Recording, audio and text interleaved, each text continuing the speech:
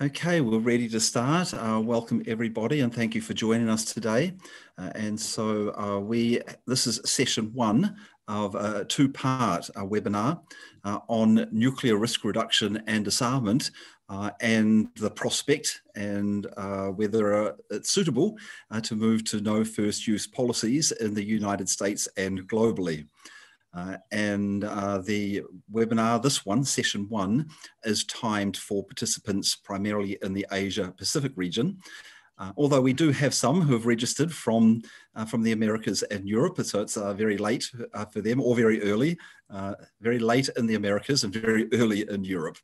And then session two, which will take place much later today, which will be Europe afternoon and in the Americas in the morning, will focus more on no first use in the Americas and Europe. But together, we're looking at the idea of the no first use policies globally. So this no first use is policies to do with both the nuclear armed states and the nuclear allied states, particularly those allies of the United States. And the first use option is an option which is still held by some of the nuclear armed states and also the allied states, which allows for the possibility that nuclear weapons might be used first in a conflict. They may be used to address threats from conventional forces, or threats from chemical weapons, or threats from biological weapons, or even threats in cyber attacks or the cyber world, which is part of the strategic thinking and discussions and policy doctrines of nuclear armed states. So the no first use option or policy is to say those options of first use would not be part of the policy planning, policy doctrine, the approach of the states. Now, already there are two countries, India and China, who have no first use policies. And today we'll hear a little bit about what those no first use policies are and whether they might be strengthened, whether there's room for them, what the experience is of those. And then in the region, we have three countries which are allied to the United States, which are under extended nuclear deterrence, under which first use option is still there.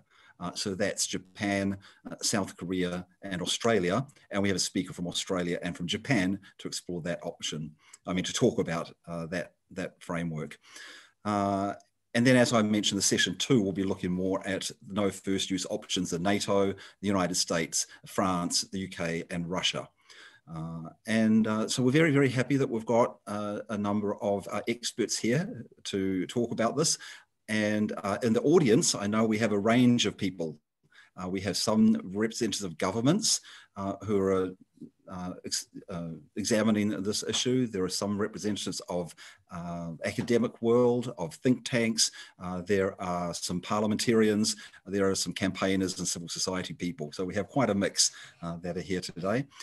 And the event is co-sponsored by a few organizations, the Geneva Centre for Security Policy, the Basel Peace Office, Prague Vision Institute for Sustainable Security, Parliamentarians for Nuclear Non-Proliferation and Disarmament, and the World Future Council.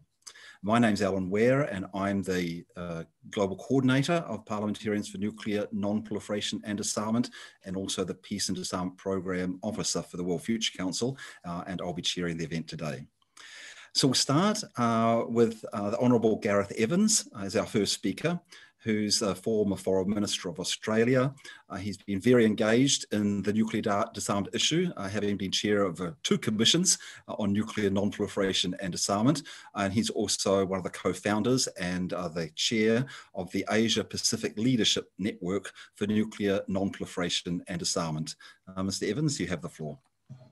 Well, thanks very much, Alan, and appreciate the opportunity to join you all today. Well, given the present nuclear posture of the 9 currently nuclear armed states, we obviously have a very long way to go to get universal buy-in to no first use policies. As you heard, only China and India currently claim to be committed to no first use. The United States, in its 2018 Nuclear Posture Review, stated clearly that it does not maintain a no first use policy on the grounds that US response options must remain flexible to deter both nuclear and non-nuclear attacks. Russia formally abandoned an earlier pledge in the 1990s. France has long maintained a very explicit first use posture, and the UK, Pakistan, and North Korea have not ruled that out. While Israel, as ever, continues to refuse even to acknowledge that it has nuclear weapons at all, and certainly can't pretend to have a no first use policy.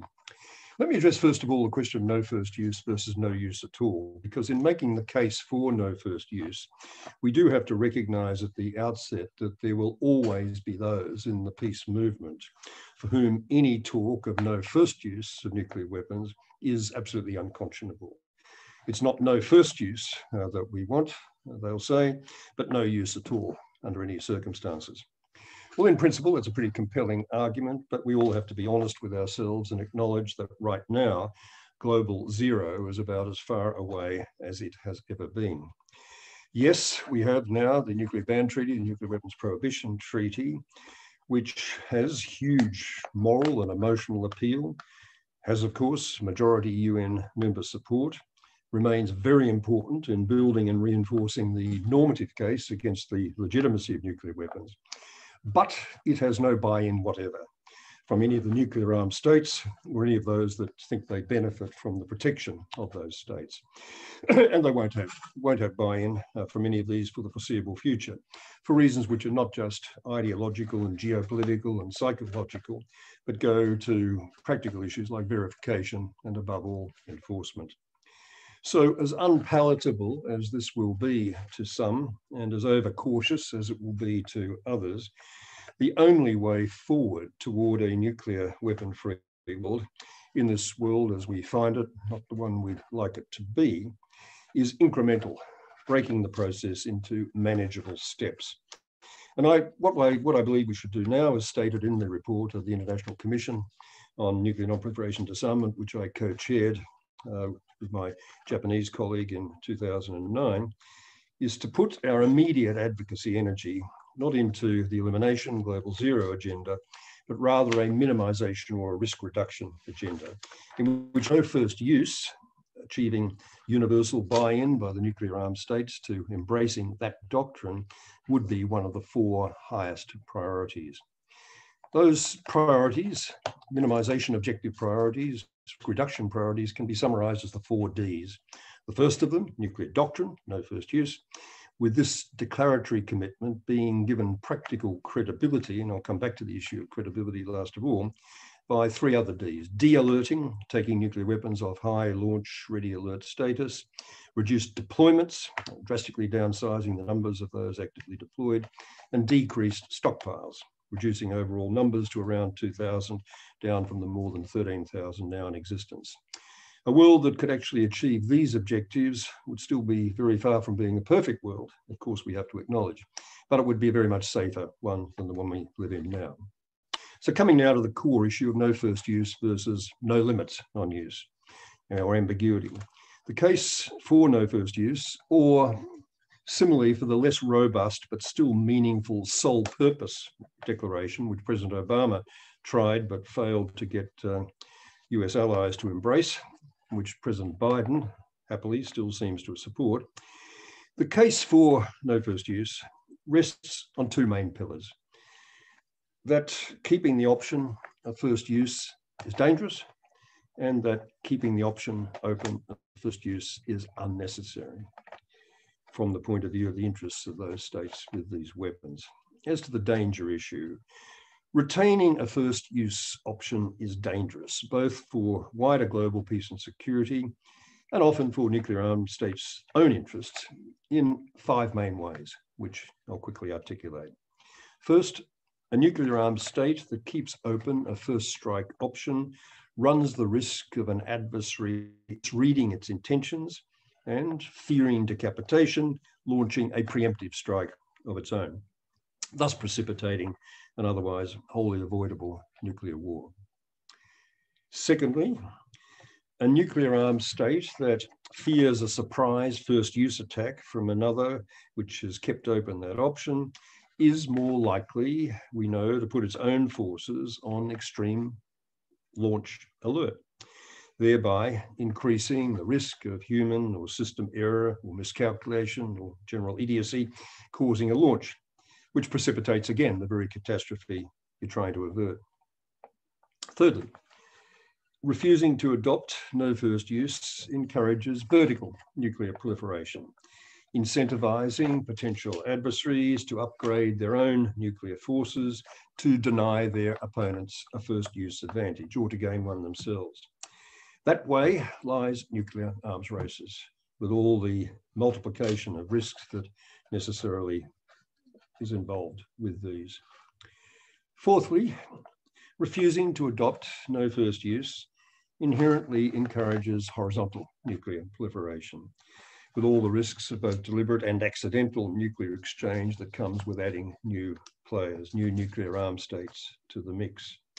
When a state with any kind of serious conventional capability still insists that it needs nuclear weapons to defeat or deter non-nuclear attacks, be they chemical, biological, conventional, cyber, or whatever, any state which makes that assertion necessarily concedes the right to any other country fearing or claiming to fear such attack. That's the logic of that position.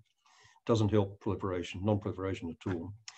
And the fifth and final point I want to make in this list of the dangers associated with keeping open the option, major power refusal to embrace no first use can make it very much harder to wind back breakouts by those that are actually or apparently underway. Insisting, for example, that all options are on the table, as the Bush administration did with Tehran, clearly played into the hands of Iran's dominant hardliners, domestic hardliners, and we hope they won't be dominant in the future, and made negotiated nuclear risk reduction much more difficult to achieve. The JCPOA took a hell of a long time to acknowledge, and one of the contributing factors to that was the all options are open approach that the United States took. Again, in the context of North Korea, a clear United States no first use policy would, I believe, also help alleviate at least some of the anxieties currently inhibiting progress on DPRK denuclearization. The other main pillar of the argument in favor of no first use is that goes to the question of necessity. The dangers and risks associated with retaining a first use option are not outweighed by any compelling security necessity, certainly for the major nuclear powers and those non-nuclear states who might believe that they shelter under their protection, United States protection in particular.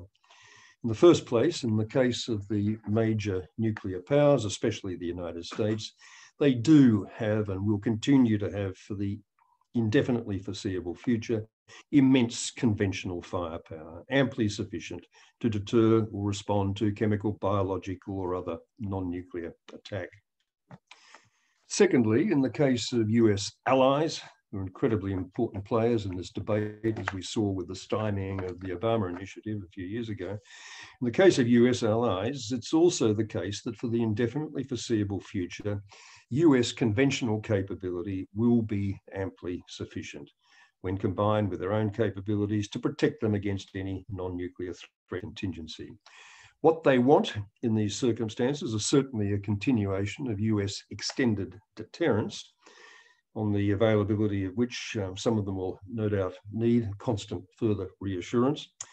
But that does not simply have to mean extended nuclear deterrence. It's a hell of a difference between extended deterrence, which is a reasonable demand, request, anxiety of the Allied States, and extended nuclear deterrence.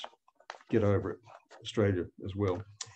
And thirdly, in the case of the smaller nuclear powers who do perceive themselves accurately or otherwise as facing threats from much larger neighbours, as with Pakistan and India, and we'll of course be hearing from Pervez and Manpreet about this later on, or from major powers, fearing attack from major powers bent on regime change, as of course the North Koreans continue to claim as their anxiety, it will be harder to persuade them to give up the psychological comfort blanket that their nuclear weapons provide, or to formally relinquish ambiguity as to when they would use those weapons. But even in those cases, keeping a first use option makes little sense, given the intensity of the response, nuclear or otherwise, that any first use would generate. Kim Jong-un, certainly for one, North Korea, is acutely aware that to be homicidal would be suicide. The final point I want to address is the issue of credibility. The last-ditch argument that's usually made against no first use declarations are that they're simply not believable, that other states will behave as if they were never made, meaning that if you believe in the dangers of ambiguity that I listed earlier, there'll be no end to those dangers.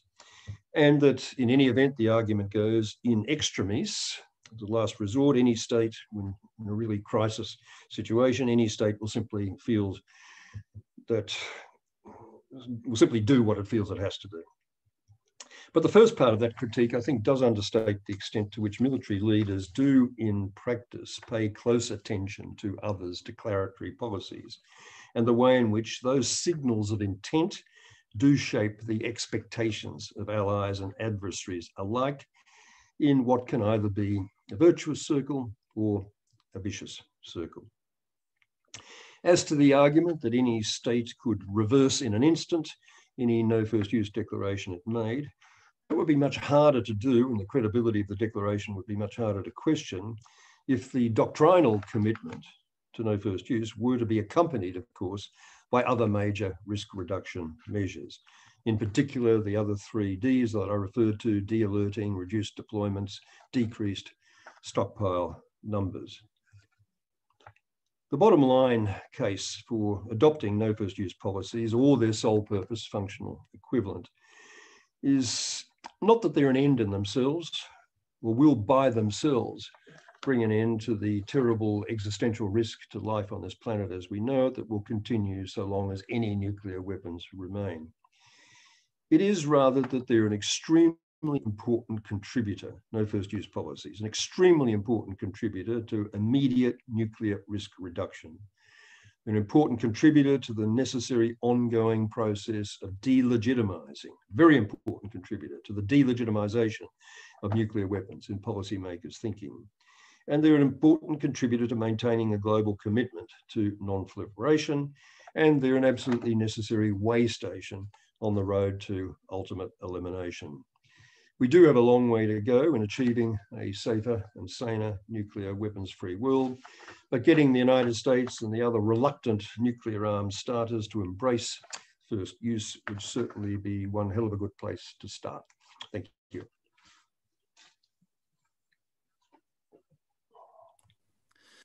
Mr. Evans, thank you very much for an excellent introduction to no first use and what contribution no first use can make to both nuclear risk reduction, confidence building, and also to the process for delegitimizing nuclear weapons and moving towards global nuclear disarmament. This was a very good introduction, thank you. And I know there are a number of comments in the chat session about people wanting to see the written version. So just to let everybody know, Mr. Evans has provided a written version of his comments, which we will make available to everyone, all the participants afterwards. We'll be able to follow up with an email with links to where we post it online. And if you have any questions of Mr. Evans or of any of the other panelists, please feel free, as they're talking, to write the questions into the Q&A box, which you'll see down the bottom of the screen. And then the panelists will either be able to answer them in writing during the course of the other presentations, or when we come to the question and answer and discussion session part at the end, at the latter part of the session. And please feel free to use the chat box if you've got any points to add or any links that you want to make to related articles that you think might be of interest to people. You're welcome to put those in the chat box. But for the questions to the panelists, please put those in the question and answer box. That way we can see them the most easily. So thank you again, Gareth. And now we're going to move on to Professor Manpreet Sethi, who's a distinguished fellow and head of the Nuclear Security Project at the Centre for Air Power Studies, and is also a member of the Asia Pacific Leadership Network, of which Mr. Evans is the chair. So Professor Sethi, you have the floor. Thank you. Thank you very much, Alan. And it's such a privilege to be sharing the stage with some of the best on nuclear issues. I'm glad we are exploring the desirability and feasibility of no first use in the context of nuclear risk reduction and nuclear disarmament. Many roadmaps drawn up by commissions, studies, even nations have identified no first use as a useful milestone towards a world free of nuclear weapons. And yet there are many NFU skeptics who dismiss it as a meaningless declaratory strategy. Just what Gareth said just now. But I contest this because I see the seriousness of commitment of a nation to no first use in its force structure and in its force posture. And I think this is not adequately understood or given credence to. In the little time that I have, I want to focus on three aspects. One, highlight the desirability of global no first use, particularly in the current times of rising nuclear risks. Secondly, to expose the dilemmas and futility of first use and hence its lack of credibility. Normally people opt for first use because they think it's more credible than no first use, but I want to sort of expose that. And thirdly, to explore some ideas on how to promote no first use. So firstly, why is global no first use more desirable now than ever before? I think the answer lies in some of the contemporary nuclear trends. We see a growing reliance on nuclear weapons in national security strategies. Even countries like the UK, which did not think very highly of its nuclear issues, is changing positions. We see a modernization of capabilities in a continuous offense-defense spiral, absence of strategic stability in every adversarial nuclear relationship. This has not happened in the past. And to top it all, there is an emergence of new technologies which is impacting possibilities of nuclear use. Growing capabilities of cyber attacks, blurring of lines between conventional and nuclear missiles, induction of dual-use hypersonic missiles, incorporation of artificial intelligence in nuclear decision-making are all going to impact nuclear deterrence in ways that we don't adequately understand yet. Each country is pursuing these capabilities supposedly to enhance deterrence. For instance, dual-use capabilities are meant to complicate the adversary's decision-making. Hypersonic missiles are meant to defeat missile defense. Artificial intelligence is meant to accelerate nuclear decision-making to bring in an assured automaticity of response to deter first use. But the downside of these developments is that they raise instability in crisis situations when each adversary is bound to believe the worst of the other and act accordingly. So the risks of nuclear use due to misperceptions and miscalculations are significantly heightened, especially when countries have first use doctrines. At present, none of the nuclear dyads seems inclined to address these threats through any confidence building or risk reduction measures.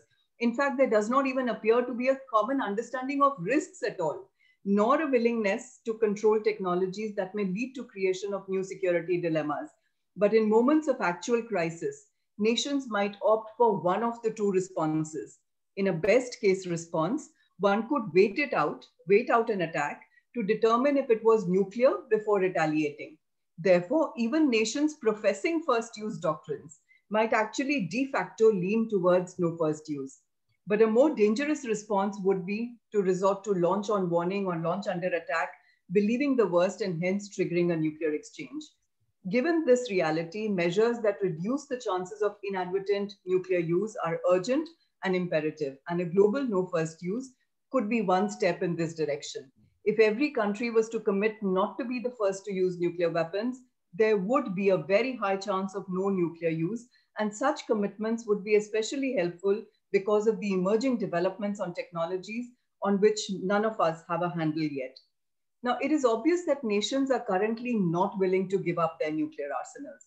Rejection of the ban treaty by all of the 9 nuclear armed states demonstrates this mood. In this situation, I think no first use offers a big advantage. It does not require immediate surrender of nuclear arsenals because countries attach value to those arsenals. So it allows you to retain your stockpile for your notional sense of security, but it demands a commitment that the weapon will not be used first. Therefore, a global no first use, I think, would also encourage non-proliferation of both the horizontal and vertical variety. And I think Gareth already mentioned that. Why would nations want to acquire a non-usable weapon? Why would nuclear weapon states want to modernize a non-usable arsenal? Rather, as the weapons fall into disuse, they would lose their salience and hence become dispensable. Now, the question is, how do you get nuclear possessors to agree to no first use, especially when 7 of them seem to believe that first use deters better? Conventional wisdom tells us that, that in 2 cases, first use is the only viable deterrent strategy. One, where countries are conventionally weaker than their adversary, or where they face an existential threat. So it is questioned, how can, in such situations, countries accept no first use? But if this was really true, then I wonder why China, being conventionally weaker than USA, and India, conventionally weaker than China, have had no problems in accepting no first use. Another case is made for first use when a country is staring at the prospect of an impending nuclear strike. How can you then not preempt yourself when you see something coming? Now, this situation, I think, also exists only in theory, because in real life, show of preparedness of nuclear attack has often been seen as part of coercive diplomacy. But when this happens between 2 adversaries with first use doctrines, the risk of escalation becomes higher. It's much lower between one first use and another NFU country, such as India, Pakistan, and least between 2 NFU countries, such as India and China. And recent crises in both these dyads, I think, have demonstrated this quite a lot. Let me now identify some of the dilemmas of credible first use strategy. And credibility is at the heart of deterrence. So we have to keep that in mind all the time. Among the questions a first user must answer is when to use the weapon in conflict, early or late, where to target, counter force or counter value or both, and how to guarantee that there is no retaliation after the first use. There are no easy answers to these, especially when the other side has a robust retaliatory capability. And today's adversarial nuclear dyads, all of them have secure second strike capabilities to see on the other side. A credible first use that aims for a disarming or a decapitating strike demands a pretty demanding slew of capabilities. Large arsenal of first strike weapons, accurate missiles with real-time navigational aids, high precision, MIRVed missiles, extremely sophisticated ISR, elaborate delegated command and control, and a high level of active and passive defenses. None of this comes easy or cheap. And yet, despite the costly investment, there is no guarantee of attainment of a military objective for which the first use has been undertaken. In fact, look at the dilemma of the decision maker who has to authorize first use, knowing fully well that he might be bringing back nuclear damage on his own population. The Cuban Missile Crisis showed that despite US nuclear preponderance and the elaborate, comprehensive targeting strategy that the US had at that moment in time, President Kennedy could still not be assured by his generals that there would be no Soviet nuclear retaliation to the first use. And I remember reading that he called it a hell of an alternative if you still can't assure me that there will be no retaliation. Now, this thought is worth considering because normally retaining first use is seen to be more liberating for the political leader. But actually, leaving the onus of escalation on the adversary frees the leadership of psychological pressure of when or how to use it. And most importantly, the no first use alleviates the adversary's sense of insecurity about an imminent nuclear strike. So you're actually pushing the pendulum towards no use of nuclear weapons rather than making it a sure use of nuclear weapons through a first use.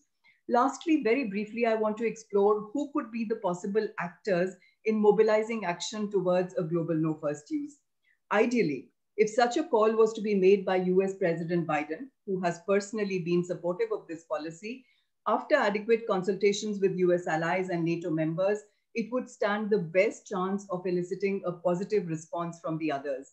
An NFU declaration followed by visible force posture changes of the kind that Gareth has just highlighted, standing down the alert levels, could change the prevailing atmosphere of nuclear mistrust. The recent introduction of the NFU Act in the US is a development to watch out for.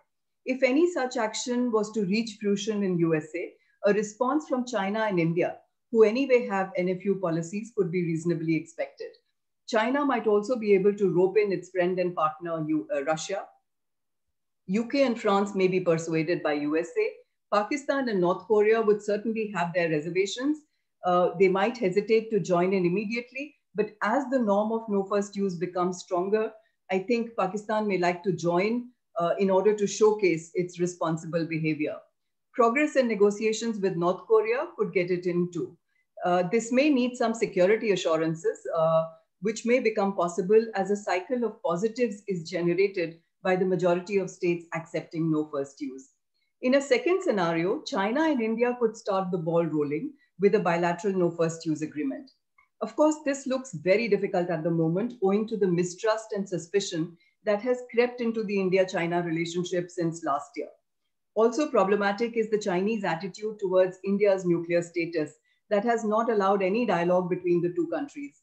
In fact, China might want to do something with the US than with India, but I think we would be happy with that too, as long as a bilateral agreement of some sort could set the ball rolling. Lastly, a third way of mobilizing action on this front could be through the civil society in its widest possible form. I don't want to compartmentalize that because I see that often happening in debates within the civil society. But a mobilization to create pressures on governments and nuclear weapon possessing countries would be most helpful. Again, this would be best achieved in USA, where the civil society has ample sophistication, space, and scope to pressurize the government. A systematic, coordinated campaign that involves all forms of media, influential and credible voices, well-researched and convincing publications, and perhaps also involving retired military commanders who have been in charge of strategic forces. Let them come and discuss where did they really think that a military objective could have been achieved through the first use of nuclear weapons. So I think what we are doing today as part of this exercise is underscoring the utility of global no first use and the military costs and futility of first use. More such discussions will be needed to change minds. Thank you so much for this opportunity. Yeah. Thank you very much, Professor Sethi, for reviewing and looking at, again, the arguments for and against no first use, and looking at where, in your thinking, the arguments for the no first use policies are that much stronger, and answering some of the questions that are raised about no first use policies, because of course there are security issues that people are raising when thinking about these. And thank you also for your comments about bringing cooperation between those who are involved in civil society, but broadening that to think about all elements of our society, which is, as you mentioned, not just academics and activists, but also those who have been in the military. And indeed for session 2, which is later today, we have 2 former military leaders, General Bernard Noulan, who was the former air defense commander of the French Air Force, and we also have Commander Robert Forsyth, who was a former nuclear submarine commanding officer. So they'll be speaking in session 2, because as you so rightly point out, it's very important to be engaging with those who have been at the forefront of the security of state, and seeing that the no first use is not detrimental to the security of state, nor to more regional and global security. So thank you very much for that. Just a reminder for participants that please do put your questions to the panelists in the question and answer box. And the panelists will be looking at the question and answer box, and they're looking at which questions they'll be answering when it comes time to that round. And we're now going to move on to Professor Pervez Hudboy from Pakistan, who is a scientist in physics. He is the former chair and professor of the Department of Physics at Quaid-e-Azam University. And he brings a scientific approach into diplomacy and international relations in his work. And through that, he was a member of the UN Secretary General's Advisory Board on Disarmament Matters for many years. As I said, bringing the scientific approach into the international relations, peace, disarmament and security issues. So Professor Hudboy, we look forward to your talks, and you have the floor. Well, thank you very much. Very privileged to be here and to have listened to 2 excellent talks preceding, Garrett's and Manpreet's.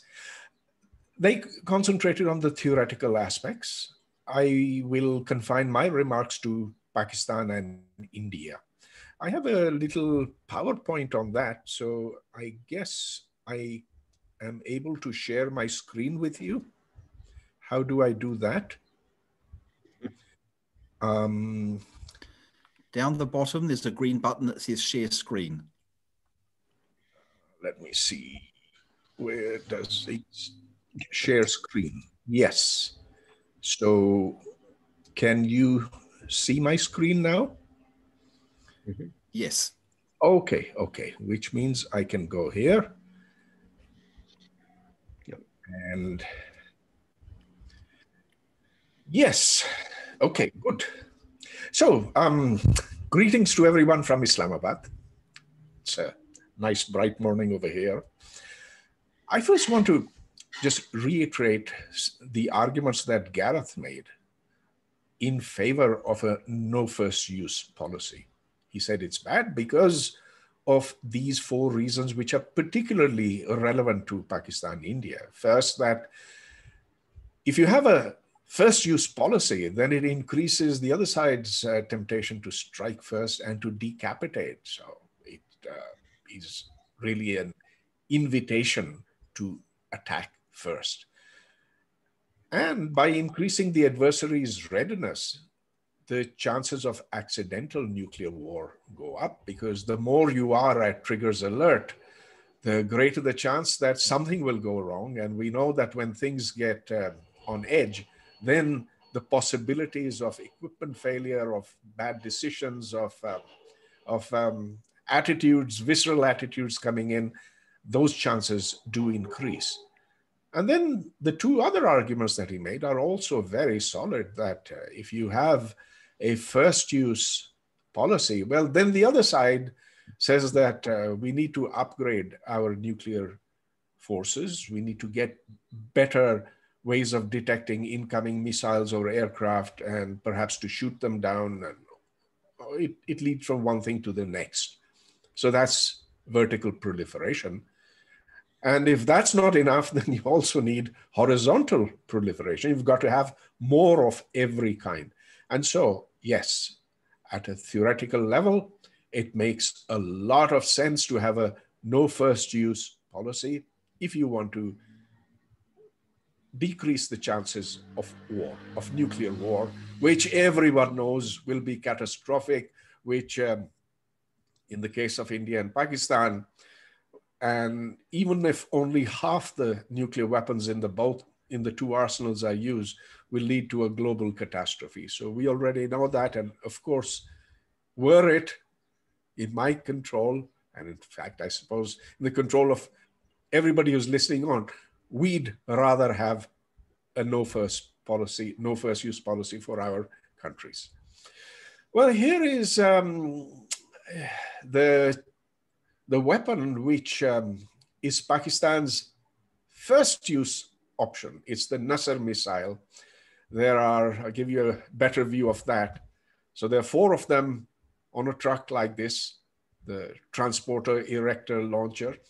And a little bit of history on this. So there were the terrorist attacks on Mumbai. And then the Indian commander-in-chief, the chief of armed forces, General Deepak Kapoor, he came up with this notion of a surgical strike into Pakistan and chop it into salami slices. And it was called Operation Cold Start. So this is 2008, 2009, when the idea of having battlefield nuclear weapons such as these actually began to be seriously thought about. And well, it doesn't take too much to go from the weapons that one has for short range ballistic, that one has for missiles that are designed to fly a few hundred kilometers, reduce that down to 50, 60 kilometers. And so that's why now there are probably lots of these all over the place. India is, of course, way ahead in terms of its capabilities, both conventional and nuclear. now has second strike capability with a planned fleet of nuclear powered and nuclear armed submarines like the Arihant, and there's a whole slew of them that's under preparation. Now, all this means that you have two countries very close to each other, and how close they are, well, let's see. Well, first of all, here's an estimate that I got from the Arms Control Association website. I think this is the latest estimate that exists on how many nukes each country has. So UK, France, Israel, Pakistan, India. Of course, take these with maybe 10 to 20% uncertainty, because these are just estimates from national technical means. Nobody really knows except where their numbers are actually declared, such as in the United States or UK. So we can see that the two countries, Pakistan and India, are roughly at par in terms of the available nuclear warheads. And as you can see, we're not too far away from each other. It's just the line of control that separates us. And these days, that's pretty hard to cross. But this picture over here is to tell you really how close we are. And we compete in who can damage leg muscles the most. You see them kicking their legs up to the sky. The biggest casualties are, of course, the muscles in this case. Well, that's the situation on the ground, so to speak. Now, there are particular features of the India-Pakistan nuclear environment, which are, of course, very different from that of the United States versus Russia, or Europe versus Russia, or even China versus India, in that the relationship is very emotional, it's very visceral, and really it's the mood of the moment that determines so much. It's only partly determined by strategic considerations. There's a lot of just feelings which, of course, cannot be computed, cannot be understood, except by events just surrounding a particular occurrence. Of course, the missile flight times are very short. There are no red lines which have been specified, although it is broadly understood that if there is an Indian invasion into Pakistan, then Pakistan will retaliate, and that retaliation is likely to then bring first use of nuclear weapons. So in the event that there's a big Indian conventional assault, what's called salami slicing attack, then the high-ups in the Pakistan army who have said that that's where nothing can be said. Okay, so the red lines are not specified, but we have a broad sense of them. Pakistan does not accept no first use of nuclear weapons. And in fact, it has made that very explicit on occasions. So when in 2008, President Asif Zardari made the declaration that Pakistan would never use nuclear weapons first, he had to take that back. And very recently, Imran Khan also made that assertion, and he was contradicted by the Pakistan army. That's because the Pakistan army, as we know, controls the nukes. Of course, it controls a lot more than that. In certain matters, and nuclear weapons in particular, the civilian role is minimal. India has had a declaratory policy of no first use, but in October of 2019, it seemed as if it was walking back on that when Rajnath Singh said, we might have to reconsider it. What if Pakistan uses terrorist causes major damage through terrorist attack, or if there's chemical weapons or whatever. And so he seemed to be walking back on that, but then officially the government policy seems not to have changed. In any case, now with the submarine-launched ballistic missiles and battlefield nuclear options, they're both on the table. They both have their own very particular risks. So now, before I conclude, I just want to tell you about the current Pakistan-India nuclear situation. And sometimes there's good news to talk about. Usually there isn't. Well, they used to be shelling each other from across the line of control in Kashmir, what you just saw. And this has stopped. As I said, there's sometimes no real reason for it to stop. After all, nothing major happened, but about a month ago, they started talking to each other. And of course, there must have been some secret diplomacy going on, but Pakistan acknowledges that there's secret diplomacy going on.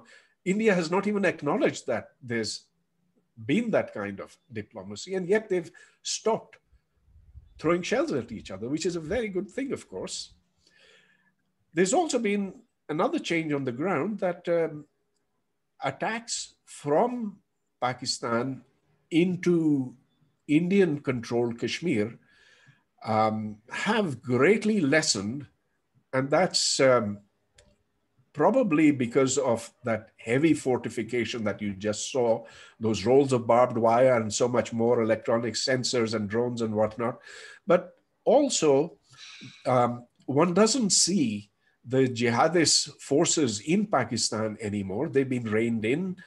That maybe because of a self-realization that this was a bad strategy to begin with, but also because of the Financial Action Task Force based in Paris, which has put a lot of pressure upon Pakistan, and it is currently on the gray list and is hoping to get off it in the next few months. So that's a good development there.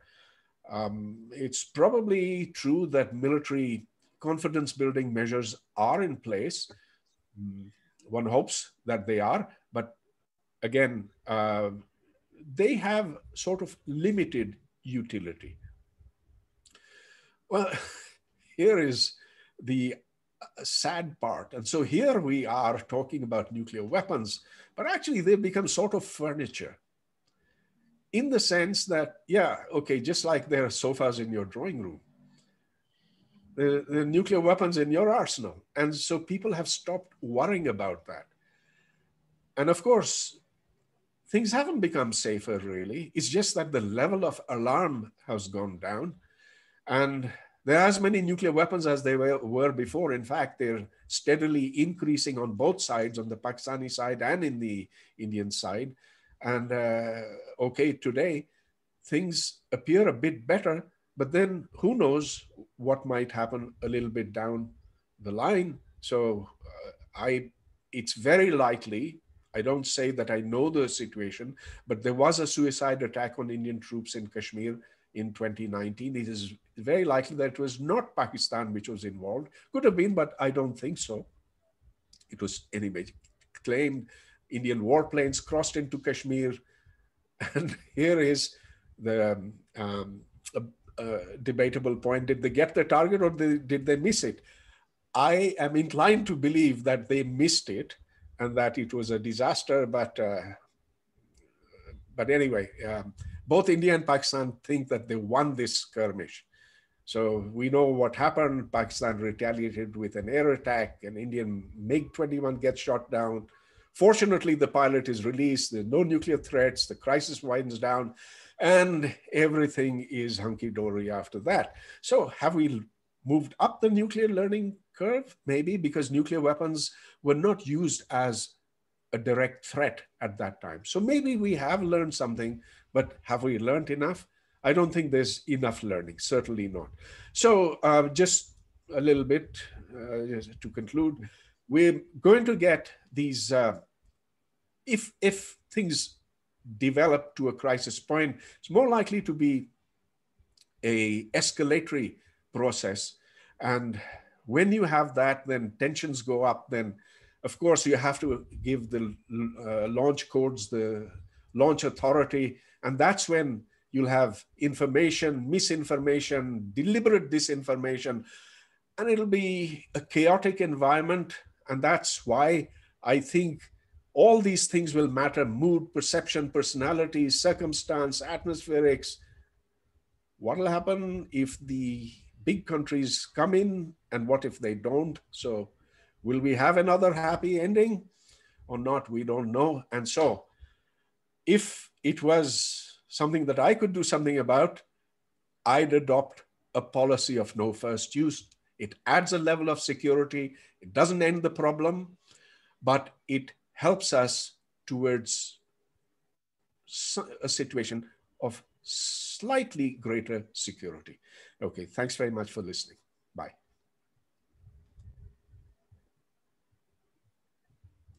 Yeah, so I'll just stop sharing. Professor Hoodboy, thank you so much for your presentation and for applying some of these thoughts to some very real situations and, you know, looking at conflict situations and what happens, because that is what we face in the world. You know, these policies of nuclear weapons are not just there in a vacuum. They interplay with the conflicts which are happening between countries. And again, what you've come out with is that no first use assists in those conflict situations to help lower the tensions and to reduce the risk that in a chaotic conflict situation there might be an inadvertent or accidental or even intentional use of nuclear weapons. So thank you very much for that contribution to this. And of course, both your presentation and Professor Setty's was focused very much, not totally, but very much on the South Asian region. We now have two speakers who are from a different part of the Asia-Pacific region. We'll be moving to China and Japan. And our next speaker is Dr. Tong Zhao, who's from China, and he's a senior fellow in the nuclear policy program at Carnegie Endowment for International Peace, located at the Carnegie Tsinghua Center for Global Policy in Beijing. And Dr. Zhao is, again, another member of the Asia-Pacific Leadership Network. It shows, I think, a little bit of the expertise that Honourable Gareth Evans has pulled together with the Asia-Pacific Leadership Network, is that the people that we chose who had expertise and background on these policy issues happen to be members of the Asia-Pacific Leadership Network. So, Dr. Zhao, we look forward to your comments on this issue of no first use. Thank you. Well, thank you so much. I think from China's perspective, no first use policy can help achieve three broad objectives. One is to reduce the risk of nuclear use. The second is to reduce the nuclear arms racing dynamics. And the third is to reduce nuclear proliferation pressure. And in addition, China believes that no first use is also a necessary step to achieve the eventual goal of nuclear disarmament.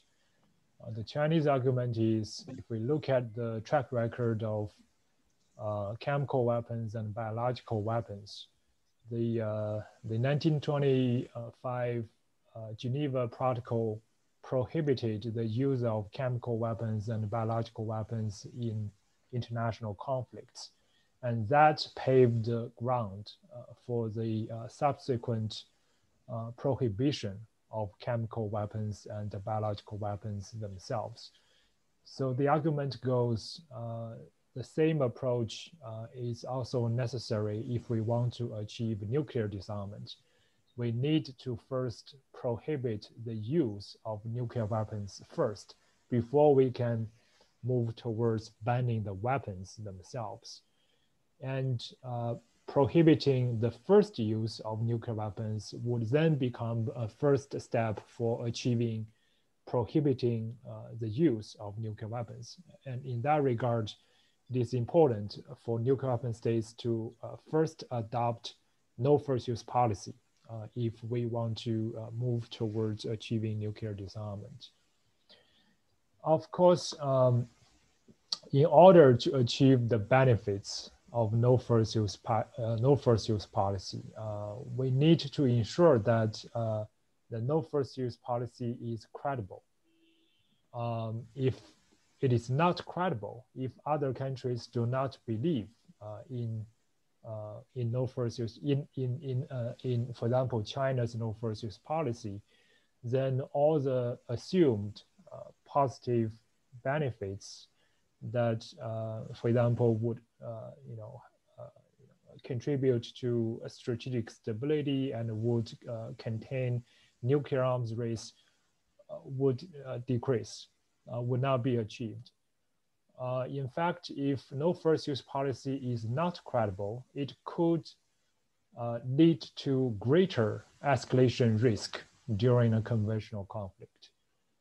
For instance, between US and China, if there is a serious conventional conflict and China mobilizes its nuclear forces in order to increase the survivability of its nuclear weapons, and China thinks its nuclear mobilization carries no risk of escalation because it has a no first use policy. Its enemies should understand very well that this mobilization has no linkage to any intention to use nuclear weapons. But if the United States doesn't believe in China's no first use policy, the US could misinterpret the Chinese nuclear mobilization as a preparation for nuclear first use. And that misunderstanding could increase the risk of inadvertent escalation. So it's highly important that if countries adopt no first use policy, they need to make sure they are credible. And in the case of China, of course, China has undertaken efforts to strengthen the credibility of its no first use, but there are still some shortcomings. One key vulnerability of China's no first use policy is the lack of institutional constraint on nuclear decision making.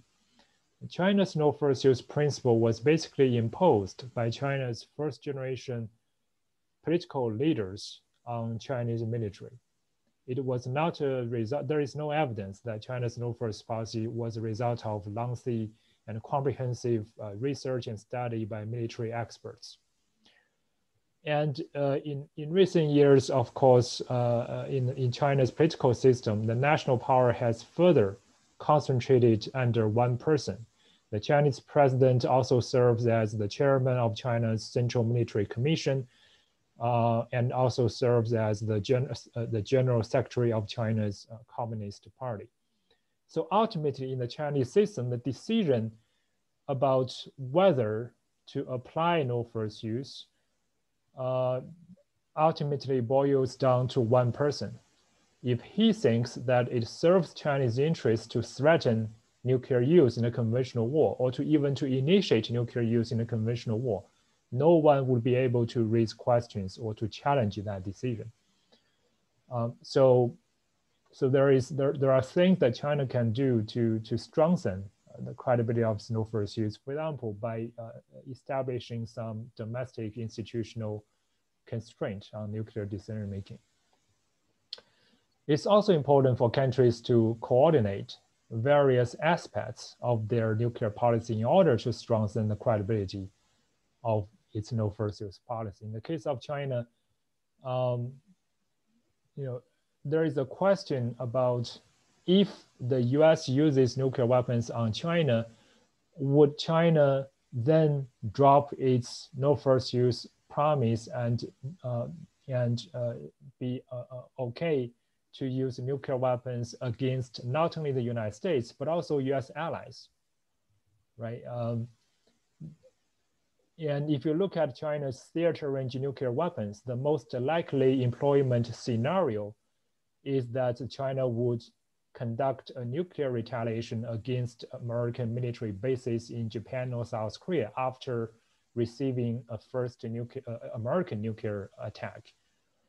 So in that case, the nuclear retaliation against non-nuclear weapon states may be interpreted as contradicting China's negative security assurance to non-nuclear weapon states.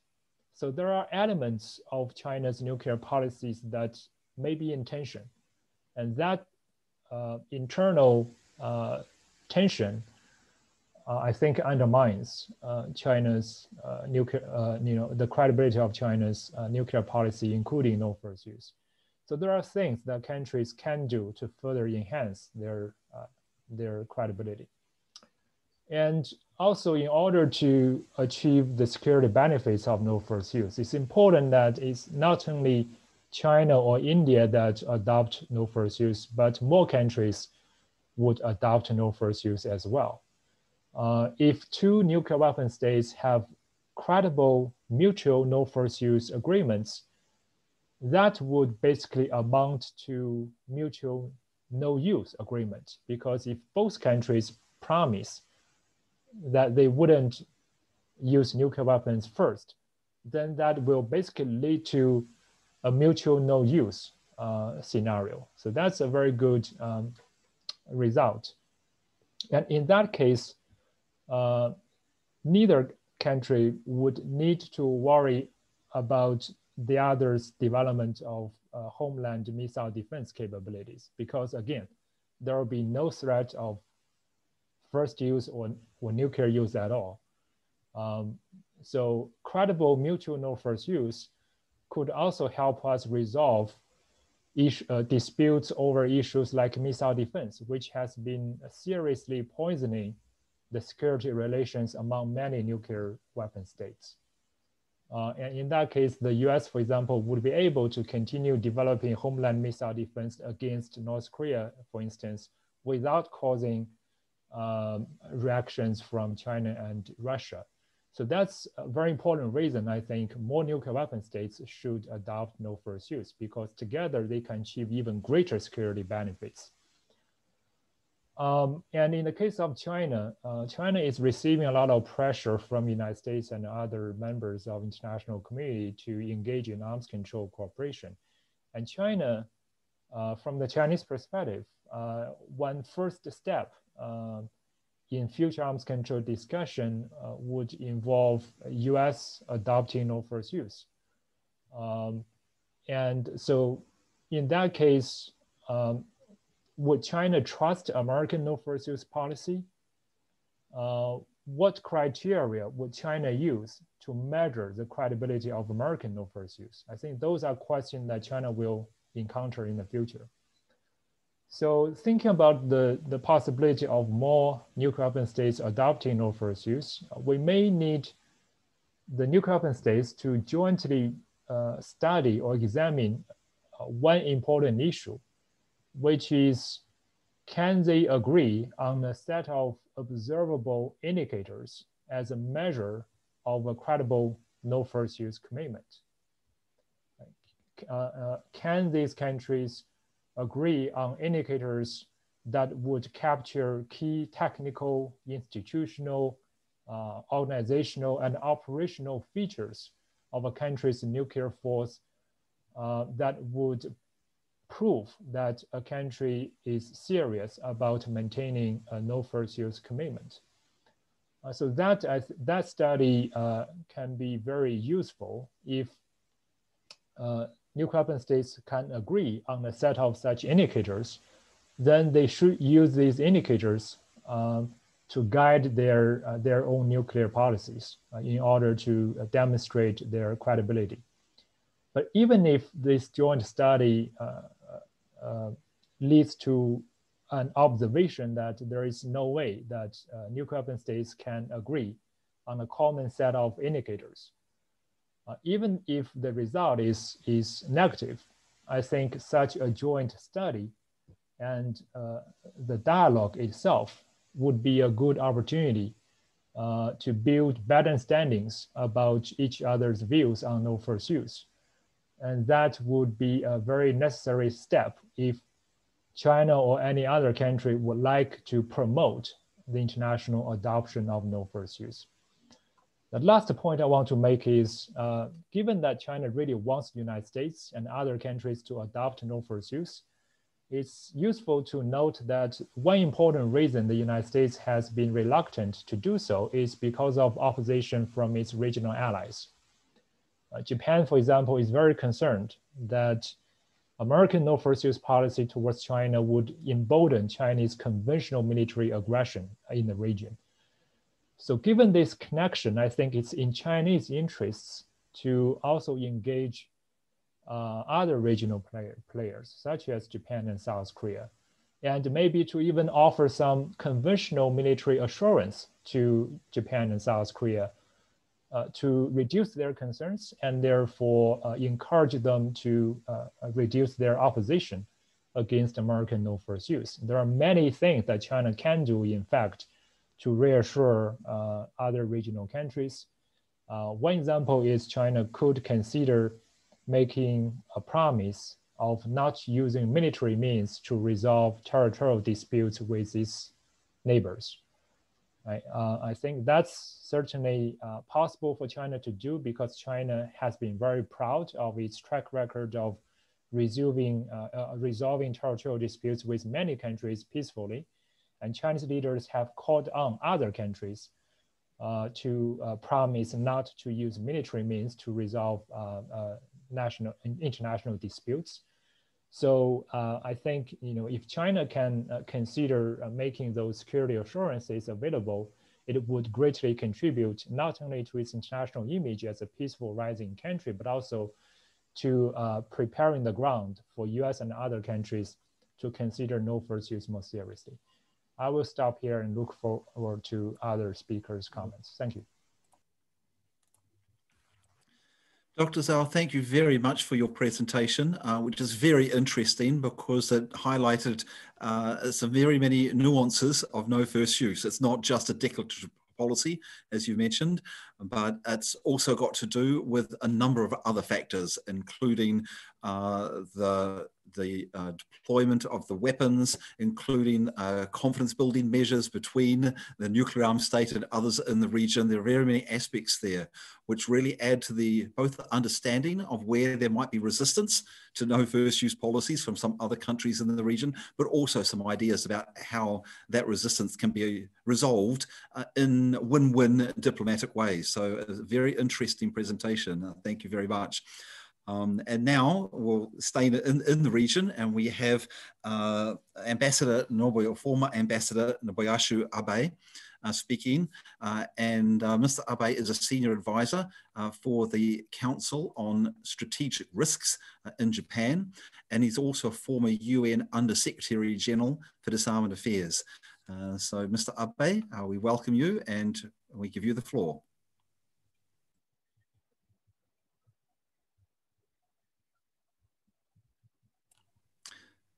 Mr. Abe, you're still muted. You'll need to unmute yourself. That's better. Thank you. Sorry to be late. I have to move.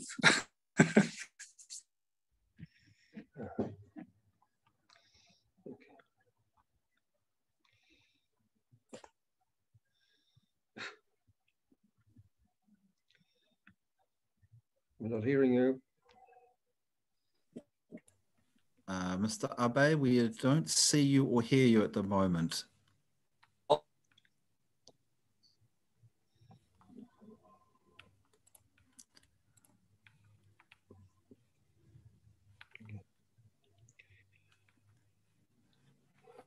We still don't hear you or see you. Go to Vonda. Okay. Okay, well, what we might do then is we'll go to the next speaker while Mr. Abe is sorting out technical issues, and then we'll come back to Mr. Abe. So our next speaker is actually not from the Asia Pacific region, but is from Europe, and that's Wanda Proskova, who's the Vice Chair of Prague Vision Institute for Sustainable Security, and is also the co-convener of Youth Fusion, which is the network of youth in the Abolition 2000 global network for the elimination of nuclear weapons. And Vanda's providing two things, I think, in this. One is the connection between the Asia-Pacific region and then also what we'll be doing later today, which is the Americas and Europe, but also civil society efforts to build cooperation on no first use campaigns and supporting no first use policies. And just to explain to Mr. Abe, we've just gone on to Wanda Proskova while you're sorting out the technical problems, because we didn't hear you, and there is still a little problem there with the videos on the edge. So if we just manage to sort those out while Wanda is presenting. So Wanda, you have the floor. Oh, sorry. Thank you for the introduction, and I'll be quick, I promise. So we'll be able to go back to Mr. Abe soon. So greetings from Central Europe, everyone. It's a pleasure to be here.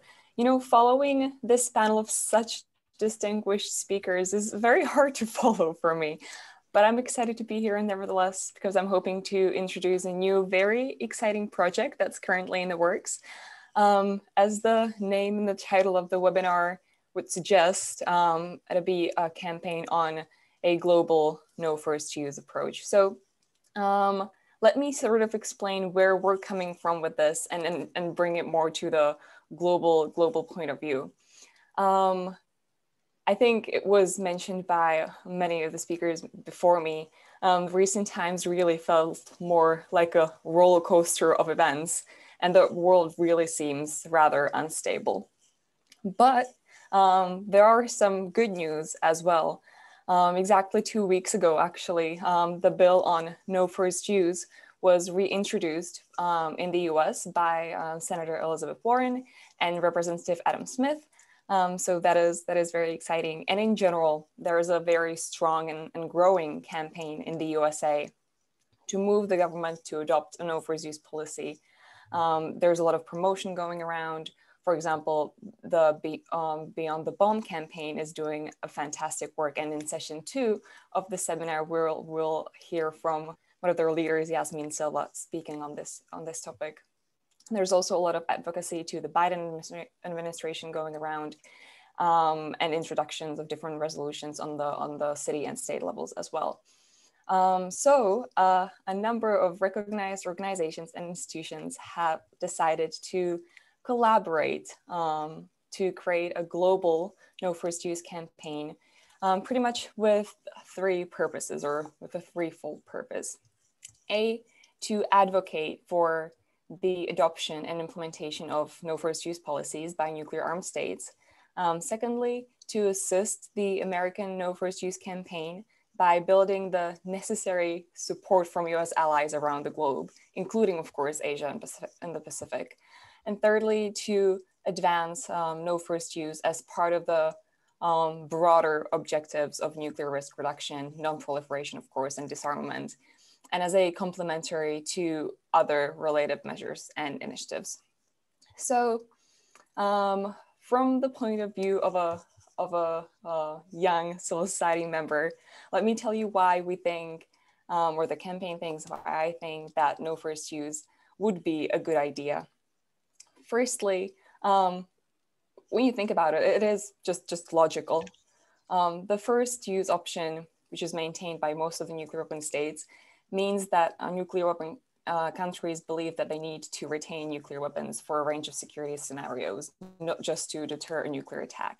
And of course, this directly increases the risk that nuclear weapons could actually be used in a conflict. So adopting a no first use policy could enable them to participate in nuclear abolition processes in good faith and with a bit more trust, which I think we all can agree that that's pretty necessary. Of course, would be the second point. The adaptation of no first use is only one of a number of nuclear risk reduction and disarmament measures that should be promoted. But as we've seen, political opportunities to take forward specific no first use policies have really been developing recently. And that's been also mentioned in this webinar before. We now have American president who supports such policy in principle, which is exciting. There's a growing support by by senior members of Congress. The No First Use Act was, as I mentioned, recently reintroduced. There is an increased attention to this policy option in other nuclear armed and allied countries. And of course, we can't forget about the interest of the whole global nuclear disarmament community, which is the around 100 people watching the webinar now, And then the over 400 people, I think, are registered for the second session. So this cannot be neglected. Thirdly, the adoption of no first use can really open the door for other measures to be implemented as well, to further reduce the role of nuclear weapons and to advance nuclear disarmament. And finally, and this is probably my most favorite point, is that no first use, the whole concept is so logical. It's actually very easy to be understood by legislators and the wider public, and thus to build the widespread support, which from the marketing point of view is exactly what the campaign needs. So in the chat, I've seen some comments on the regional and geopolitical aspects of no first use. And of course, every region, every country needs a more tailored approach. So the campaign will, of course, be sensitive to geopolitical considerations. This will include, in particular, Northeast Asia or the Middle East, where there are regional processes already established or already in the works. So, the Korean peace or establishing the nuclear weapon-free zone in the Middle East. So the campaign will or aims at supporting these projects as well. Another point I would like to highlight is that the campaign, the organizations involved, and I will tell you who the organizations are in a second, truly recognize and do appreciate all of the other nuclear disarmament initiatives from around the world. The campaign will try to make the connections with related policy initiatives to reduce nuclear risks, phase out reliance on nuclear deterrence, and achieve a nuclear weapon-free world. And these campaigns and policy options could be on de-alerting or, of course, non-escalation. In no way we are giving legitimacy to retaliatory or secondary use of nuclear weapons. Another idea would be establishing, again, additional nuclear weapons-free zones or other amazing initiatives that I just don't have the time to mention here. The global No First Use campaign is planning a lot of activities. Of course, apart from webinars at a later stage, there's also going to be a campaign Zoom meeting for all organizations who are wishing to participate. Of course, there will be a dedicated web platform for the campaign with more information on no first use, also with academic and policy articles and different parliamentary motions and campaign actions and so on. Of course, with that, social media platforms will have them covered too, so that these information are easily accessible to anyone, anywhere, also to young people to really see them and learn with them. Education is extremely crucial in this process. Of course, there'll also be a promotion of a public no first use appeal, which is very exciting. The campaign will also facilitate email updates and an email listserv so that participants, whether it is organization or an individual, can share information and perspective and learn about what is happening around the globe. And really, it is about making the connections and staying interconnected and seeing what is happening elsewhere. So I talk a lot about global aspects of the campaign and being interconnected. I really think that's important. And so just to showcase how global this group of organization who came together to do this is, I'll tell you the co-sponsoring organizations, because they're from Mexico, Zona Libre, from Germany, which is World Future Council, from the Czech Republic, that's Fragvision, Australia, which is represented by People for Nuclear Disarmament, even Japan with Peace Depot, of course, the US with Beyond the Bomb, Switzerland, we have Basel Peace Office, and the general international support comes from the Abolition 2000 Working Group on Nuclear Risk Reduction. So again, we're really trying to cover the whole globe so that no one is left behind. So I hope I at least got you excited about this a little bit. If there are any organizations interested in the campaign, everyone will be invited to join the campaign as participating organizations. A participating organization will be informed of any campaign developments, of course, invited to participate in any campaign actions and events. and provided with support in no first use advocacy, which then they can undertake. And so with this, I'd like to invite you to the very first campaign meeting, which will be done again in multiple sessions to suit all the different time zones and all the different corners of the world. It is planned for May the 27th.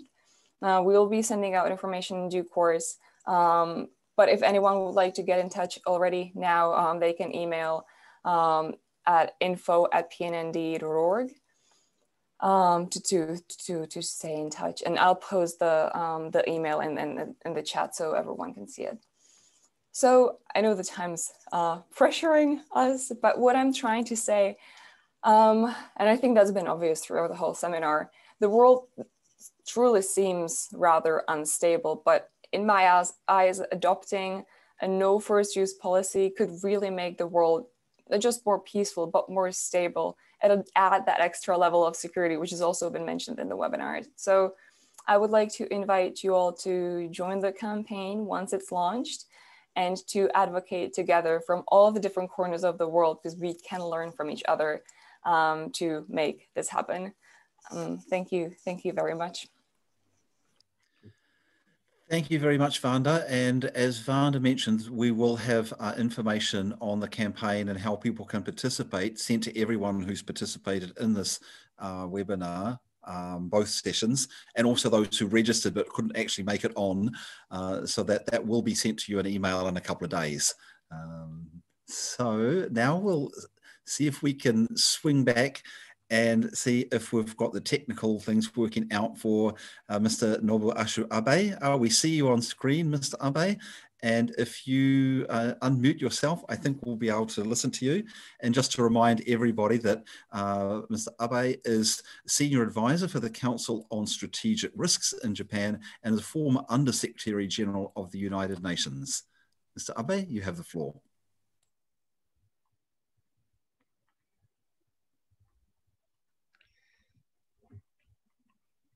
Thank you. Let me talk a little about the history. International Commission on Nuclear Non-Proliferation and Disarmament, chaired by Gareth Evans. I oppose the adopting a recommendation to adopt no first use, because at that time that adopting, or the United States adopted no first use policy would encourage North Korea to take advantage to start massive conventional attacks or to attack South Korea. Therefore, I opposed. But gradually, I changed my thoughts, and now I support use of adoption of no first use or sole purpose by the United States. But this will not be easy, because so-called the security experts in Japan very much favor adoption of no first use by the United States, and they maintain that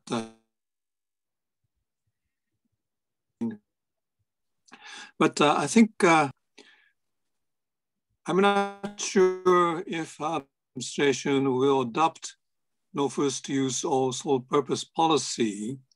They're still on a shaky ground. But anyway, Biden administration will move to reduce the role of nuclear weapons in their strategy. I think I welcome that.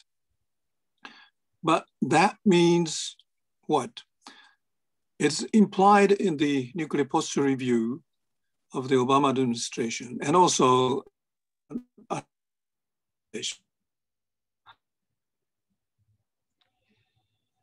so to strengthen conventional deterrence, but also the allies, Japan and other allies, have to strengthen their conventional deterrence. Today, realistically, Japan cannot afford to compete with China, for example, in building stronger conventional forces. Japanese economy is still stagnant, Chinese economy is still fast growing. We cannot compete with China. Therefore, it is in the Japanese national interest to slow down arms competition in conventional fields. As I said, it doesn't help just to stop nuclear arms competition. That may very well encourage conventional arms competition. Therefore, it has to be accompanied by some kind of a mutual restraints on conventional forces buildup. So it's not an easy task. The countries in the region, US, China, Japan, and other countries, will have to engage in a process of reducing nuclear danger, reducing nuclear arms competition, accompanied with conventional arms competition restraints. That's my conclusion. As I said, Japanese security experts may not agree with me. Thank you. Thank you very much, Mr. Abe. Well, I think we'll now move on to the questions that are coming in. And there are a number in the question and answer box, which is, I'll draw from some of those. And if some of the participants have put questions in the chat, please type them into the question and answer box again, because that's the easiest one to look at. I'm going to start with two questions for Mr. Evans. And that is, well, there's three actually here that come all together. Firstly, how do you see no first use as opening the way to elimination? What's the connection? How does it help free up some of the blocks that there are to the nuclear armed states agreeing to participate in nuclear disarmament, in real nuclear disarmament talks towards the elimination of nuclear weapons? Secondly, how do you see the no first use fitting into the wider risk reduction agenda? Does it contribute to de-alerting, de-escalation of conflicts? And thirdly, do you think there's any possibility of the Australian Labor Party in government to advocate for a US declaration of no first use by the United States, i.e. being a bit more specific that Australia doesn't want or doesn't need first use of nuclear weapons in its extended deterrence relationship? So there's sort of three linked questions there for okay, well, thanks very much for that, Alan. I mean, as to the first one, what does no first use contribute to elimination? Obviously, it's part of the whole strategy of trying to achieve the delegitimization of nuclear weapons as a sort of a first-hand military resource to increase the sense that nuclear weapons really do have a reduced salience, or should have a reduced salience in defense policy generally. And just generally changing the mindset. Hopefully this is being a self-reinforcing process over time of policymakers that the nuclear weapons are not the be-all and end-all, not the ultimate protector, but really just a peculiarly dangerous form of protection to embrace. If you can get credible acceptance of NFU, and as everybody has said, it has to be credible. There's no good just being a rhetorical device which has no real practical backup behind it. If you do have that credible thing, it just hugely contributes, I think, to an overall environment of movement towards that reduced reliance on nuclear weapons, reduced confidence in nuclear weapons, reduced assumptions about the deterrent utility of nuclear weapons. That is a critical precondition for elimination. I mean, I see some of the questions a little bit grumpy about my putting to one side the ban treaty as a viable, achievable outcome so far as the weapon states are concerned at this stage. But I do think we have to be realistic that the market is just not there for acceptance of the whole global zero ban treaty outcome by the weapon states, let alone the umbrella states, and work within the framework of what is achievable. And no first use is certainly an important way station. In terms of the relationship between no first use, the second question, relationship between no first use and other risk reduction measures. There is a close relationship between them, not so much because no first use itself results in greater momentum towards deployment or de-alerting or decreased numbers. Really, it's the other way around. If you can get decreased number commitments, reduced deployment commitments, de-alerting commitments, and reduced war games and all the rest of it involving nukes. If you get all those things, they play into much greater credibility for the no first use statement itself. If you've got the no first use declaration supported by those practical measures which demonstrate you're just not relying on nuclear weapons to the extent that you previously did. That's incredibly important messaging. But all these things really, even though that's the primary causality, all these things do go together. And there's a whole suite of risk reduction measures on which we ought to be concentrating very, very hard at the moment. And no first use, the other 3 Ds that I mentioned are very critical parts of that risk reduction process. And it also contributes to risk reduction in the sense that if the nuclear armed states are seen to be moving in this direction and embracing no first use, and particularly in conjunction with those other measures, that sends an important message at last that they're beginning to take seriously their obligations under the NPT treaty, to start moving in ways that are relevant to the ultimate achievement of disarmament. And as such, that will be hugely reinforcing and countering the skepticism that so widely exists now among non-nuclear armed states about the seriousness of the nuclear armed states, and making that much more likely, the possibility that the NPT will collapse and we will have major breakouts. So there's an important risk element there.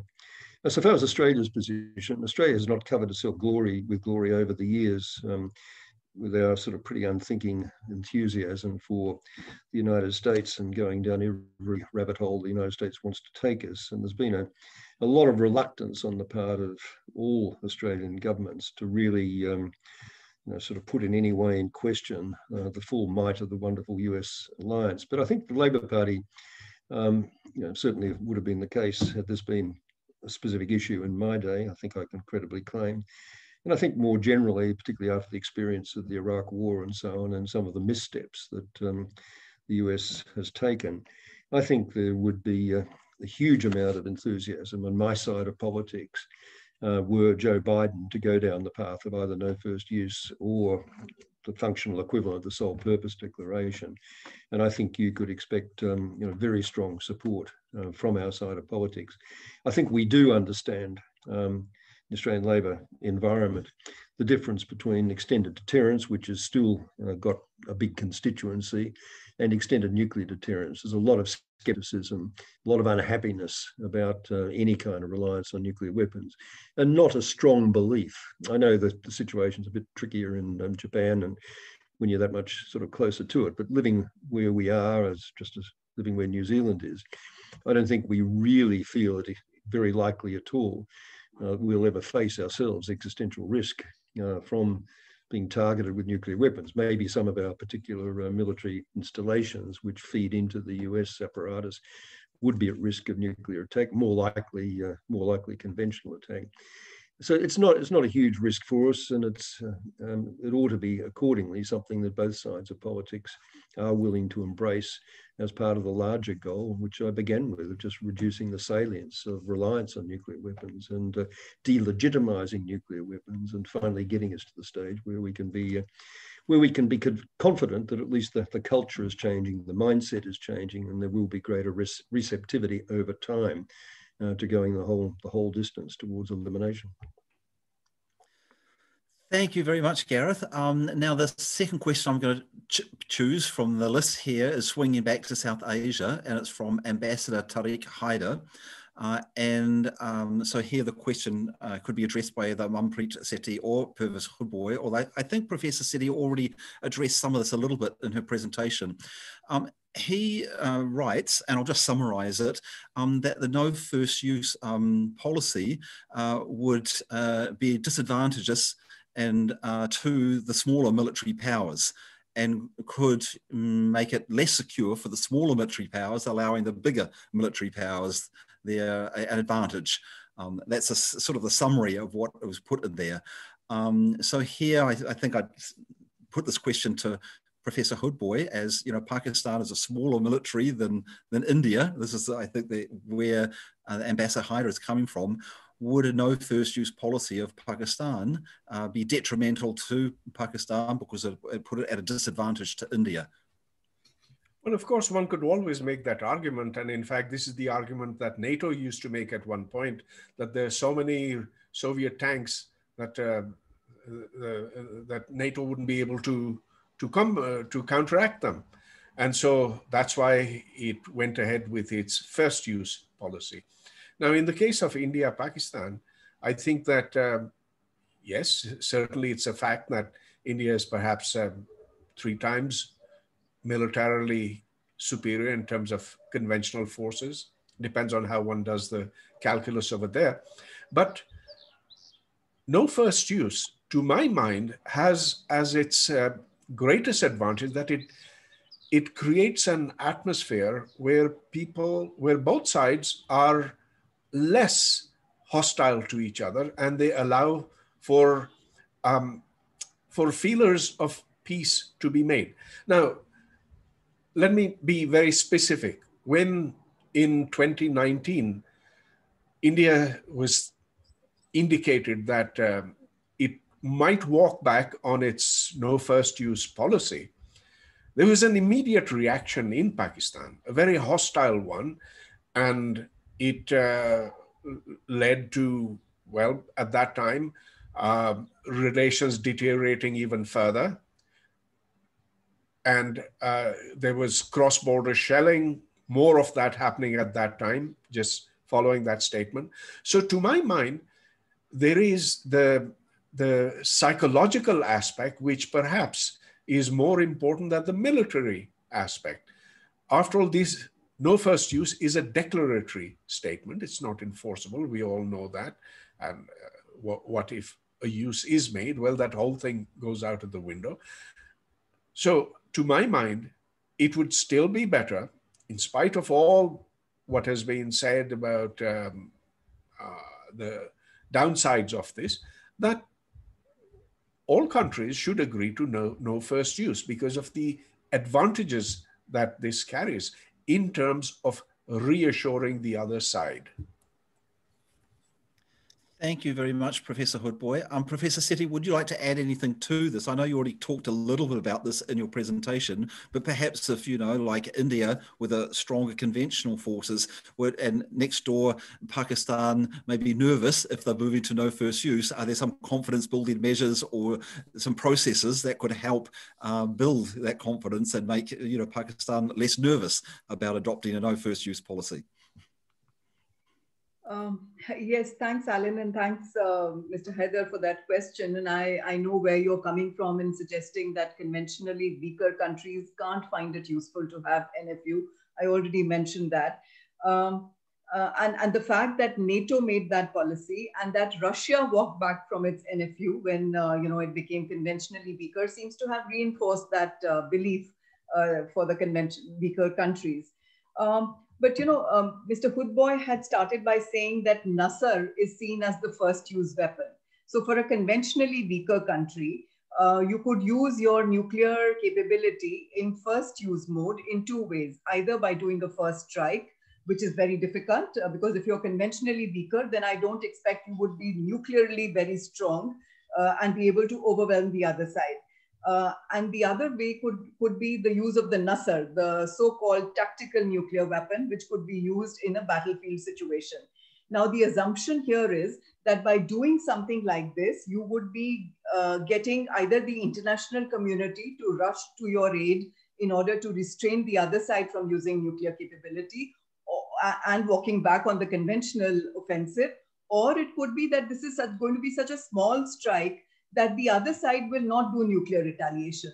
Now, both of these assumptions are unprovable unless you get into that situation. And then getting called for your bluff would be a very difficult situation to be in. If you want to use the nuclear weapon first, then you want to gain a first user advantage. And despite all countries that have had nuclear weapons and had first use strategies, none of them has ever used it because the first user advantage has not been seen as a militarily effective. neither are you able to kill the capability on the other side, nor is there a guarantee that you will be able to kill the resolve. And therefore, you're going to bring back. So what was a conventionally weak situation would now be compounded with nuclear weapons as well. So how has anybody gained in this process? I fail to understand. And I think that's what conventionally weaker countries need to understand. In the case of India and Pakistan, that conventional weakness or the asymmetry shouldn't really matter. It begins to matter only because Pakistan wants to continue terrorism with the shield of nuclear weapons. Otherwise, don't countries live with asymmetry with each other at the conventional level? What is the problem here? So that's my answer to that question. I had a few others here, but Alan, please go ahead and get the ball rolling on your own questions. Okay, thank you very much, Professor Sethi. I'm now actually going to swing into the Northeast Asia region because there's quite a few questions for Dr. Tong Zhao, and I'll put maybe 3 of those together. One of those is, how do you think no first use, the Chinese no first use policy would be perceived by the United States in the context of nuclear mobilization during tensions with or over Taiwan? So that's assuming that the conflict gets quite tense, that it escalates, and that there may be some form of nuclear mobilization. Secondly, given that there are concerns about China with regards to democracy, human rights, democracy in Hong Kong, human rights with the Uyghurs, what confidence could Japan and South Korea have that China's no first use policy is credible or believable?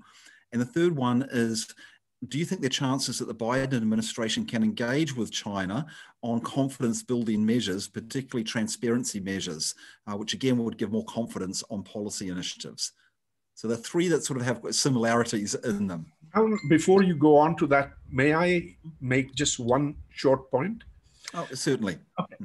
So India does have a no first use policy, but it has said that it will use nuclear weapons even if it is not attacked by a nuclear weapon attack on its soil. So were Pakistan to use nuclear weapons on its own soil to defend against an Indian attack, India has responded to that saying any use of nuclear weapons is a use of nuclear weapons and it will respond accordingly. I think this is a clarification that I needed to make. Okay, thank you. I'll now swing to Dr. Tong Zhao to address the questions asked. Well, thank you for all the great questions. For the first question, how, if China mobilizes its nuclear forces in an ugly conventional conflict with the United States over Taiwan Strait, as I mentioned, I think, it would be hard for the United States to know whether this mobilization of nuclear forces by China is only aiming at enhancing the survivability of Chinese nuclear forces, or is China preparing for first nuclear use? And this dilemma is only enhanced as a result of the introduction of entangled missile capabilities in China. China has developed and deployed nuclear conventional dual-capable missile systems like DF-26. And some of its other theater-range missile forces like DF-21, they have nuclear versions and conventional versions that look very much alike from the outside. So if China mobilizes these missile forces, it will be even harder for the United States to know whether the mobilized missiles are for conventional purposes or for nuclear purposes. So that adds another layer of ambiguity and could create even greater risk of misunderstanding and overreaction.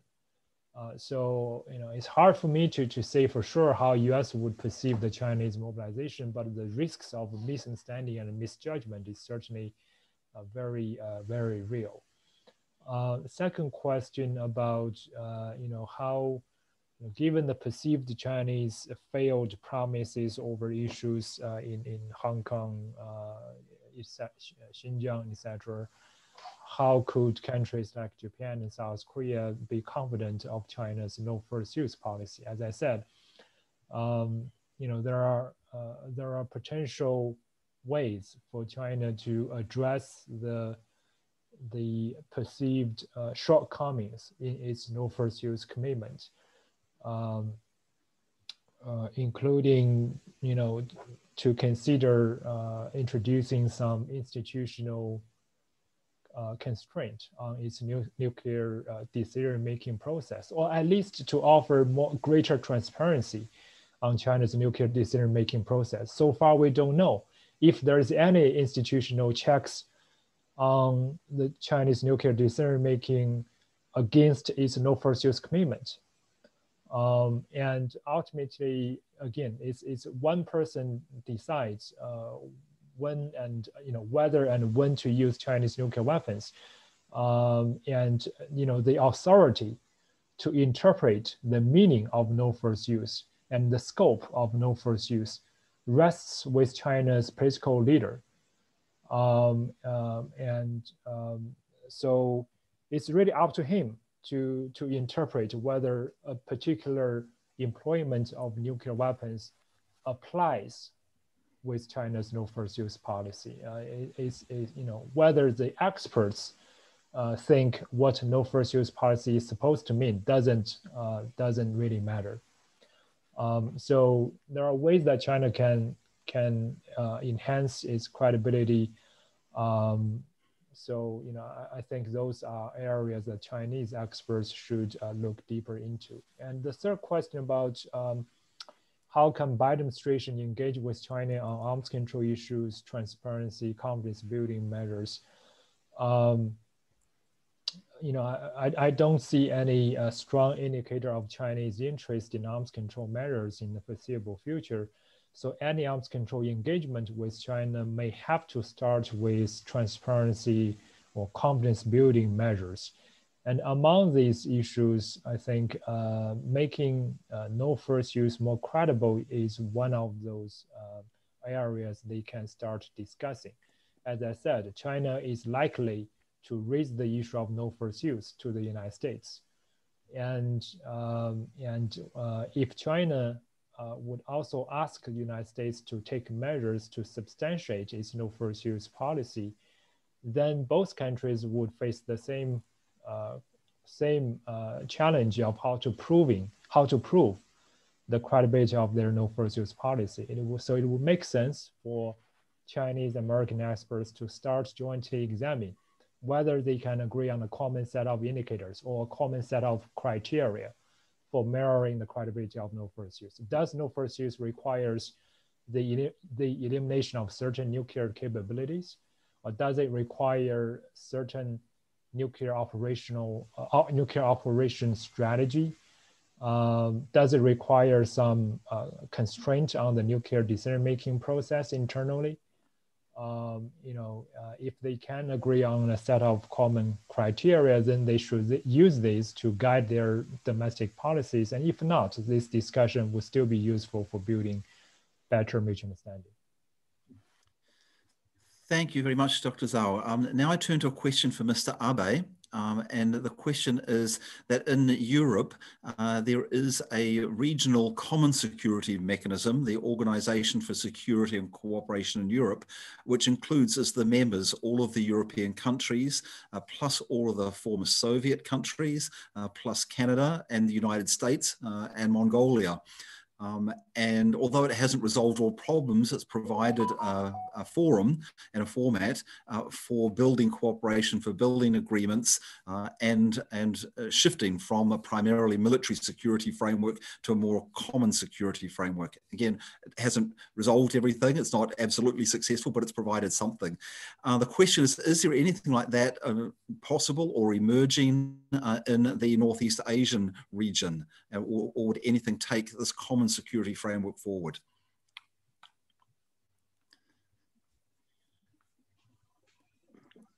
Are you able to answer? Oh, yeah. Hello, Mr. Abe. Yes. Yes, there is an idea. One thing is an idea to start building regional security cooperation framework in the context of establishment of Northeast Asia nuclear weapons free zone. That involves North and South Koreas and Japan giving up any nuclear option. In doing so, Japan, South Korea need to have negative security assurances from China and Russia. And also that would eventually require establishing some kind of regional security cooperation framework so that you don't have to run to strengthening conventional deterrence in the meantime. There's a NGO movement to establish such a regional framework, but it has not gained any support in the official circle. So there's still a long way to go, I think. In Japan, the perception of such a regional security framework is not seen very much favorably. Having seen the European experience, and looking at what happened in Ukraine, for example, the security framework hasn't helped very much.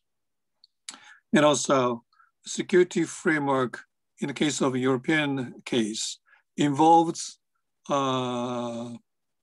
confirmation of territorial boundaries among the participating countries, which put Japan in a problem because it has still territorial disputes with Russia, also with South Korea and China. So, and Japan does not want to confirm the way they are. So that's a problem too. Can I just add that there is one existing regional mechanism which does actually exist and is available as a dialogue mechanism at the most senior level and with involving all the players in the region, with a brief that extends not only to economic cooperation but also potentially to security cooperation as well, and that's the East Asian Summit. It hasn't lived up to any kind of potential that it might have, which has been disappointing.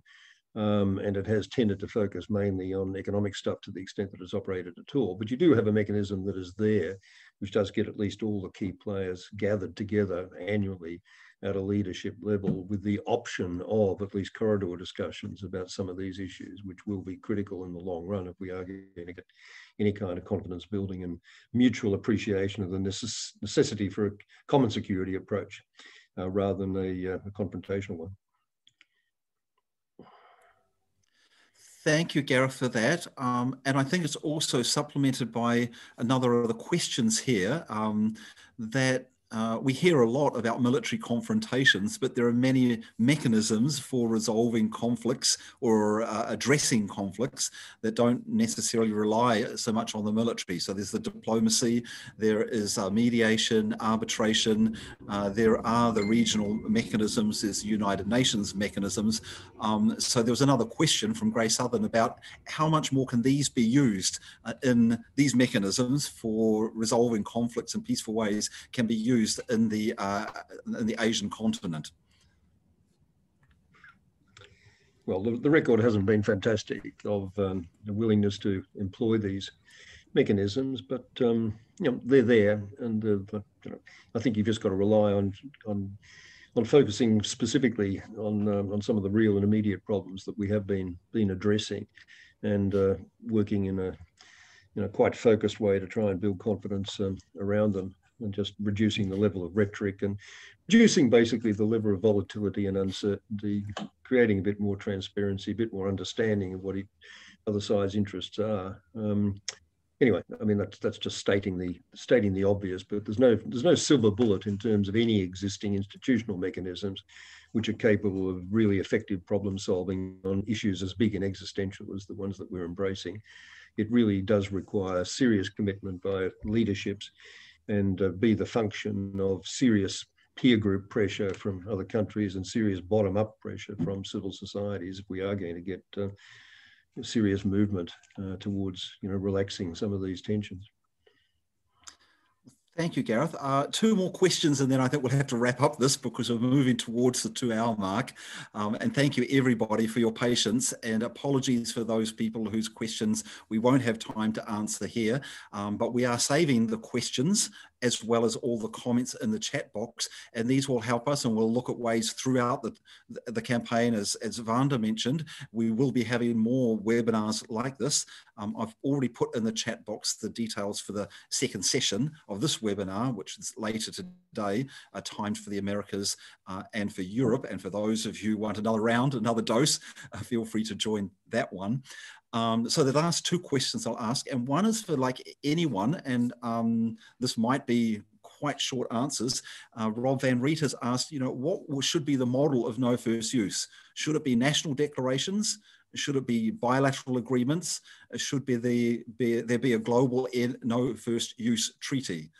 Any thoughts and comments on that? And I'll open that up to anyone who's interested to make a comment. Essentially, it's a matter of national declarations supported by other national measures which give real-world credibility to what otherwise might just be a rhetorical gesture. I think you can, as Tong and others have said, create an environment where you do get much greater willingness to go down that path if traditional adversaries or dyads were able to mutually agree on no first use positions. But I think trying to initiate momentum for this through something like a buy-in treaty is probably chasing a will-o'-the-wisp. It's got to come from individual countries or classic dyadic relationships. It's not going to come from anything more multilateral. Thank you. Did anyone else want to add a comment to that? Dr. Zhao? If I may, just want to add a quick point. I think certainly we can be very flexible in approaching how to promote no first use. If countries like US has reservations about having no first use commitment towards North Korea, and therefore it wouldn't make a universal no first use declaration, then it could certainly consider a bilateral commitment with China, for example. So the format can be flexible to suit countries' specific security concerns. Okay, thank you. And then the last question, this was directed to Vanda, but I'd open up if someone else wants to answer as well. Is what could we expect to take forward on this issue, no first use and nuclear risk reduction, at the NPT review conference later this year? And what are other key campaign goals for the no first use campaign? So maybe Vanda wants to answer that first, but if anyone else has got ideas of what could be achieved or what would be helpful to push for the non-proliferation treaty review conference. Vanda, is your sound? Yes. Yes, thank you. Sorry, the internet here apparently is not the best. In terms of what we're trying to do with the youth network and with all the young people involved, and that doesn't go just to the NPT review conference, but generally anything that's happening right now. And as these things are online, so it's very easy for anyone to really tune in and follow and get educated. And this is exactly, I guess, part of our campaign and our approach to it, to try to share as many information as we possibly can to really get everyone interested up to speed. One of things that I'd like to maybe take the time to promote here is the work that Unfold Zero is doing. And that's the appeal entitled Protect People and the Planet Appeal for a Nuclear Open Free World. This isn't specifically aimed at the NPT, but it's very relevant, and it's basically an appeal that's affirming that nuclear war cannot be won, must never be fought. It's calling for a commitment to the elimination of nuclear weapons by states by at least 2045, and it's calling to cut nuclear weapons budget. So I'm gonna post, oh, Alan's already, or someone's already posted in the chat.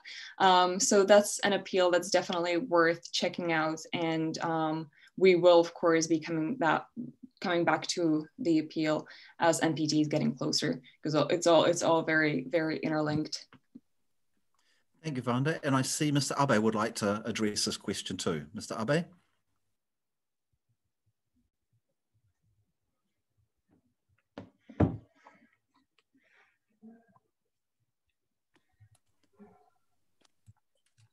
Yes, in the NPT review conference, I'm afraid that no first use policy may not be wholeheartedly welcome because, as someone said, no first use policy and also the application of international humanitarian law to the use of nuclear weapons both assume the use of nuclear weapons, even though they may limit the way they are used.